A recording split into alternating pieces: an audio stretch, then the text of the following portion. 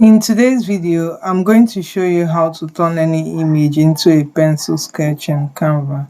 Kindly like this video and subscribe to the channel. It helps us more than you can imagine. Thank you. To do this, let's select a social media design and pick a document type we want to work with. I want to work with a YouTube thumbnail. Let's bring in the image we want to turn into pencil sketch. This is my image. You might want to take out the background depending on how your image looks like. For me, I'm going to take out the background of my image. After that, let's go over to apps and search for sketch.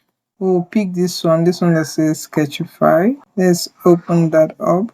Our image is selected because this is highlighted, and you can choose to use a colored pencil, but I'll leave it as that. The advanced settings I will leave as is, and I'll click on Sketchify. Our sketch is ready, so I'm going to just quickly add the image to my design, and here you have your pencil sketch. Let me know if you have any questions. Do have a good one.